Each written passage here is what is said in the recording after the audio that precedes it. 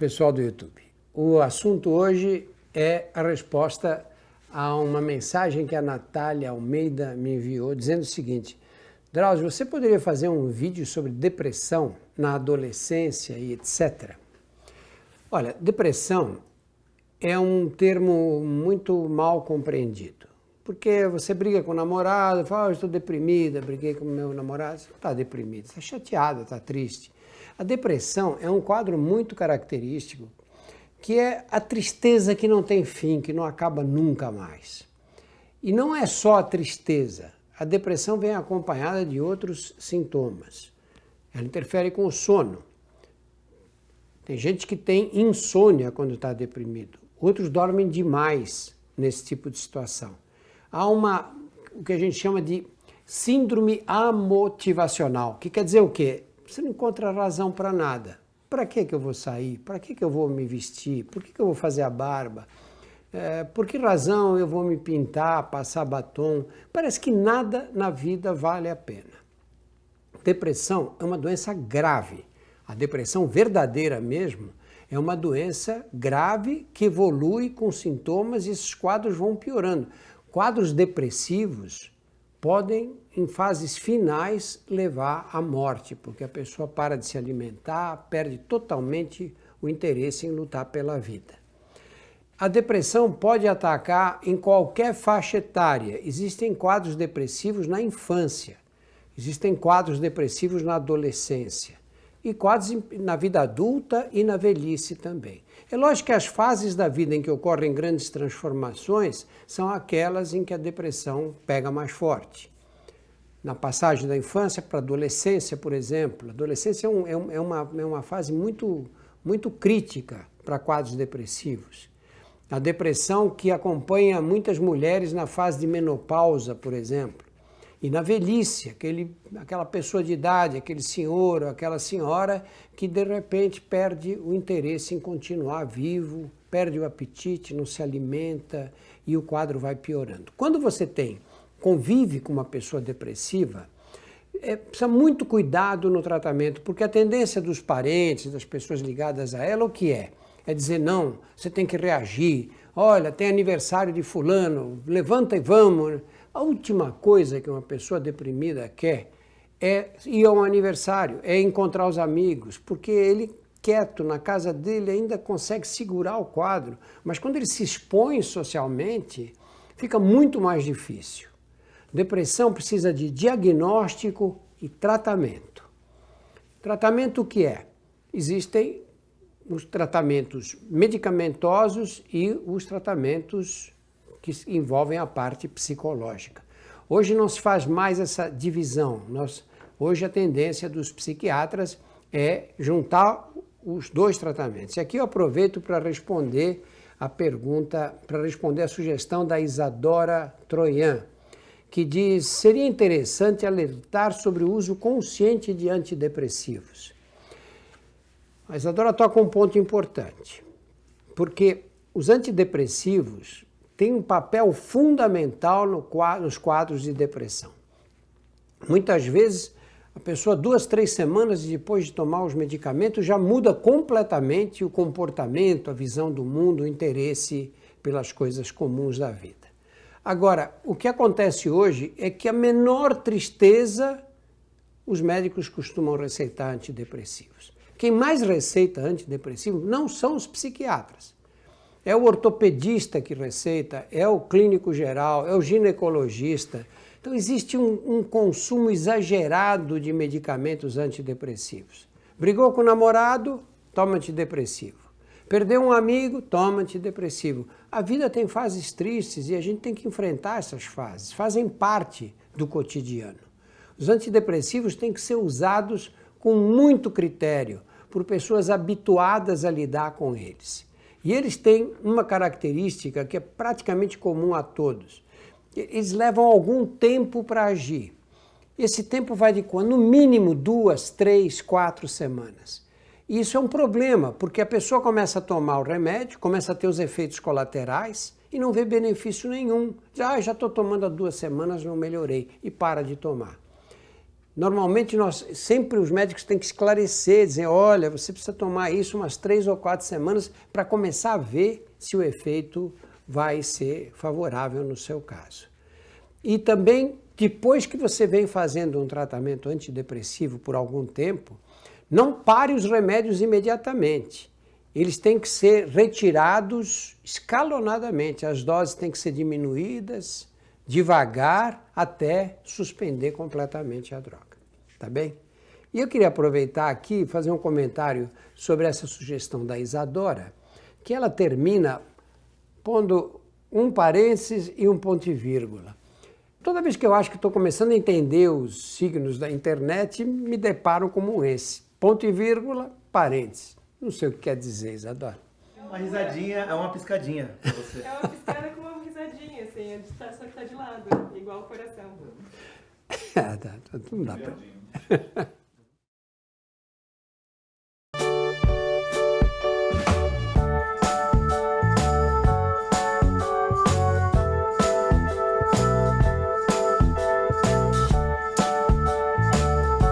Uma semana depois de se abrir sobre a depressão, o humorista Whindersson Nunes escolheu se afastar dos holofotes e também das redes sociais. Mas logo depois voltou e anunciou que faria uma cirurgia. Publicou uma foto polêmica, e claro, como é a cara dele, bem humorada. E você, acha que o bom humor combate a depressão? Veja agora na próxima reportagem. E veja também uma novidade. Na parte de baixo da tela, você vai acompanhar algumas das mensagens de força que os famosos estão mandando pelas redes sociais para o Whindersson Nunes. Uma foto bem humorada, divulgada nas redes sociais. Meu amigo, que calor é esse, viu? Tudo o que poderia se esperar de um comediante. Mas no caso de Whindersson Nunes, o registro chamou a atenção. A foto foi publicada momentos antes de uma cirurgia que muita gente prefere esconder. Whindersson revelou que está fazendo um tratamento para hemorroidas. Quem diria que no meio de tanta tristeza, o que ia me fazer rir seria uma cirurgia. A tristeza é uma referência a outra revelação recente de Whindersson. Antes de publicar a foto, o comediante havia surpreendido os fãs ao assumir que tem enfrentado momentos de depressão. Ele escreveu: apesar de tudo de bom que vem acontecendo comigo, com tudo que já conquistei, me sinto há alguns anos triste. Sinto uma angústia todos os dias. Todos os dias, algumas risadas, algumas brincadeiras. E depois, lá estou eu de novo com esse sentimento ruim.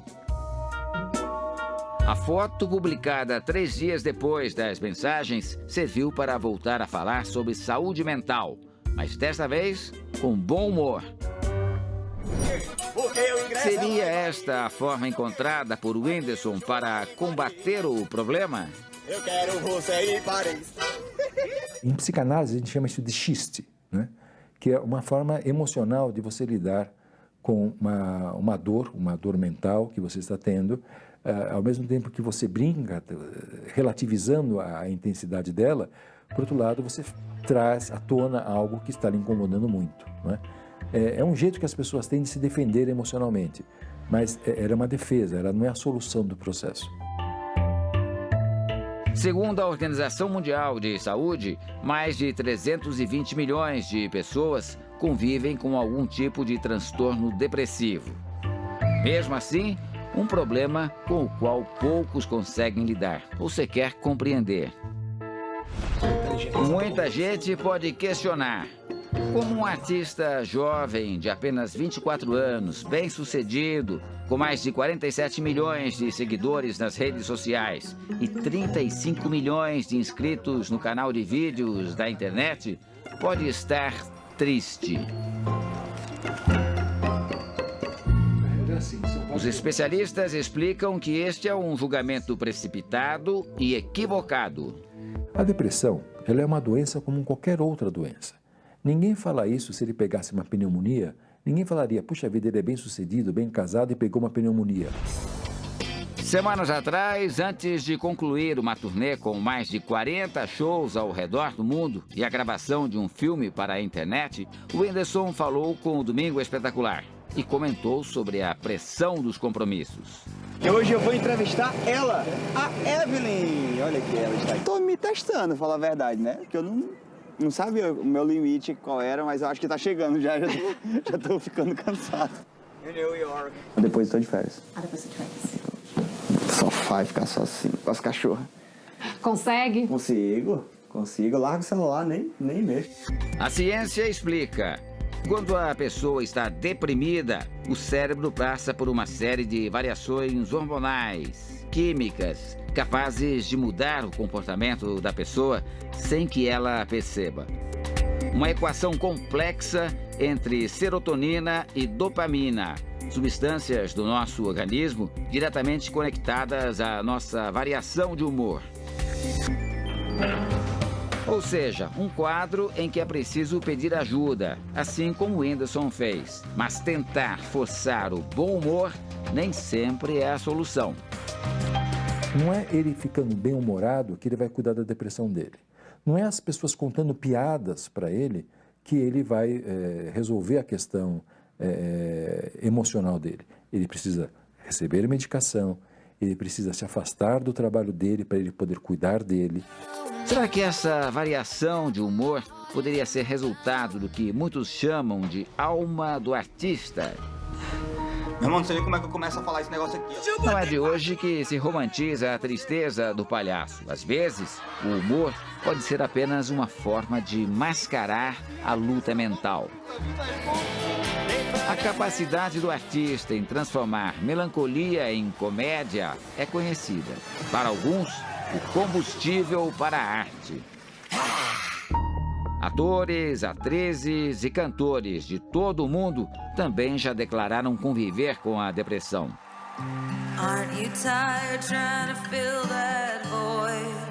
Em várias oportunidades, a cantora e atriz Lady Gaga também assumiu o problema, assim como a importância da conversa sobre saúde mental. Depression, anxiety. O cantor Gustavo Lima já falou abertamente sobre depressão. Durante um show em 2015, Gustavo disse que estava pensando em desistir da carreira. Apesar da gravidade da situação, o Whindersson não pensa em desistir. Pelo contrário, tranquilizou familiares, amigos e admiradores. Nunca quis tirar minha vida. Nunca, nunca. Me perdoe por dizer isso. Por favor, não me entenda mal. No desabafo, o Whindersson agradece o apoio da família e da esposa, a cantora Luísa Sonza, com quem está casado há pouco mais de um ano.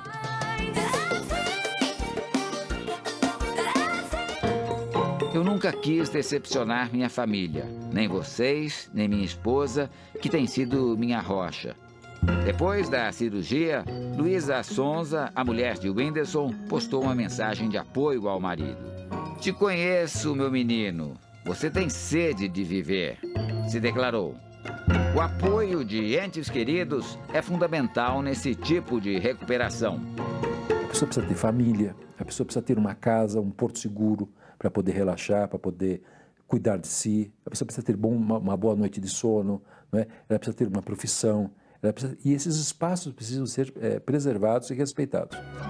Descansar, separar um tempo para si. Exatamente o que o Whindersson decidiu fazer.